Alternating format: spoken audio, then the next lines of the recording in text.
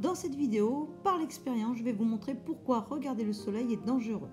Je vais tout d'abord vous expliquer le fonctionnement de l'œil, ensuite je vais vous montrer ce qui se passe quand on regarde le soleil au niveau de la rétine et expérimentalement je vais vous montrer à quel point le soleil est une source de lumière très intense. Et enfin pourquoi il ne faut jamais regarder le soleil à travers des jumelles ou un instrument d'optique. Tout d'abord nous interposons une lentille à bord mince ici par rapport au centre et une fois placée devant le faisceau de lumière, on constate que les rayons convergent derrière. C'est une lentille convergente. Une lentille plus bombée, et cette fois-ci, nous constatons que les rayons convergent plus près de la lentille.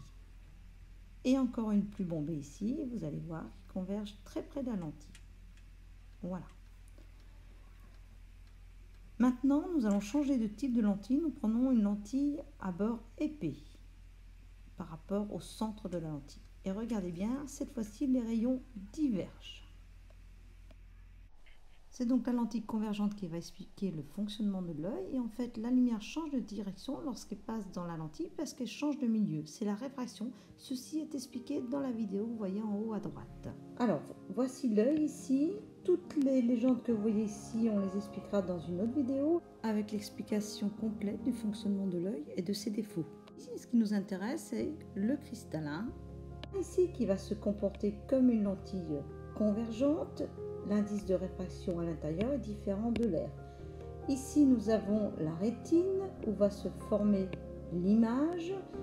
Donc, les rayons vont converger ici sur la rétine. Et en fait, pour être un peu plus précis, vous avez ici la cornée dont l'indice de réfraction est différent de l'air. Et en fait, ici, les rayons vont déjà être déviés, vont déjà converger. Donc, en fait, c'est le cristallin avec la cornée qui joue le rôle de lentilles en fait et qui vont faire converger les rayons sur la rétine. Voir que notre œil va fonctionner comme une lentille. Quand on regarde le soleil, c'est l'image du soleil qui va se former sur la rétine. Et c'est pour ça que c'est dangereux. N'importe quelle source de lumière que vous regardez, c'est dangereux pour l'œil. Mais le soleil, vous allez voir que c'est carrément plus dangereux. Alors là, j'ai des petites lentilles. Regardez, on voit bien que ça va être convergent. Vous l'avez compris tout à l'heure qu'il fallait que la lentille soit bombée comme ceci pour que le rayon converge derrière. Et là, j'en ai aussi une petite ici où elle est aussi convergente. Voilà. Ici, j'ai mis deux papiers noirs. Un où c'est du papier de soie comme ceci. Et un autre, c'est simplement une impression sur du papier. Une impression noire en photocopie. Et je vais utiliser les deux lentilles. Vous allez regarder. Alors, le soleil est très haut comme ça. Les rayons arrivent comme ceci, perpendiculairement à la lentille. Et je vais faire l'image du soleil sur la feuille de papier noir. Et vous voyez, aussitôt, ça brûle. Regardez, il y a un petit trou. Hop, je recommence en dessous. Aussitôt, ça fume. Celle-ci ne correspond pas complètement à notre vision. Hein. Vous voyez, il y a à peu près 4 cm entre là et là. Alors que nous, on a une focale beaucoup plus petite. C'est-à-dire que la distance entre la rétine et le cristallin, qui joue le rôle de la lentille, avec la cornée, comme vous avez vu, eh bien, en fait, la distance est plus petite. Mais ça vous donne une bonne idée de ce qui se passe au fond de votre rétine.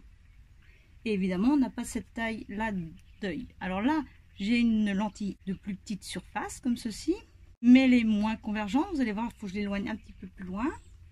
Voilà, hop, j'en ai bien. Et aussitôt, vous allez voir, ça brûle. Alors, comme elle est un petit peu plus petite, niveau taille, il y a moins de rayons lumineux qui sont récupérés et donc il y a moins d'énergie lumineuse qui arrive sur la feuille. Cela fonctionne un petit peu moins bien que pour celle-ci qui récupère beaucoup plus de rayons lumineux. Vous allez voir mieux sur le côté comme ceci. Voilà, regardez. C'est impressionnant. Et la petite lentille, voilà, à peu près comme une taille de l'œil, un petit peu plus grande. Regardez comment les rayons sont concentrés. Et cette énergie qui vient du soleil est beaucoup trop importante. Il y a eu transfert par rayonnement. Elle arrive sous forme d'ondes électromagnétiques. C'est de l'énergie lumineuse qui arrive jusqu'au papier noir et qui est transformée en énergie thermique. Sur du papier noir comme ça, ça fonctionne très bien. Voilà, on va brûler avec la grosse lentille. Donc voilà la lentille, vous voyez par rapport à ma main, vous voyez elle est assez grande ici. Et c'est une lentille, alors vous allez peut-être pas le voir vraiment, mais elle est convergente, elle est bombée. Plus grande, donc plus de rayons. On va le voir tout à l'heure dans une autre expérience. Regardez, hop, ça brûle fortement. grande flamme là. Hop. Le blanc réfléchit la lumière. Hein. Vous voyez, je vais sur du noir, ça flambe aussitôt. Sur du papier blanc, il ne se passe rien. C'est bien la preuve que le blanc renvoie la lumière. La différence est très nette. Et maintenant, nous allons mesurer la température au niveau de la tache lumineuse. Nous allons placer cette fois-ci une grosse lentille comme ça. Alors d'abord, les thermomètres. Je vais lire la température. Donc on a 45,6. Là, j'ai fixé l'image. Vous voyez, ça passe même à 45,3.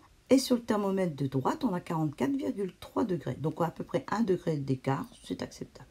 Donc voici le dispositif. La lentille va concentrer les rayons du soleil uniquement sur le thermomètre de gauche. L'image se forme sur le thermomètre qui est ici. Donc l'image de tous les rayons lumineux du soleil qui arrivent ici, arrivent perpendiculairement à la lentille. Ils sont tous parallèles puisque le soleil est suffisamment éloigné pour considérer ces rayons comme parallèles. Tous ces rayons convergent ici en une seule petite zone ici, qui est le point de convergence. Et je déclenche le chronomètre.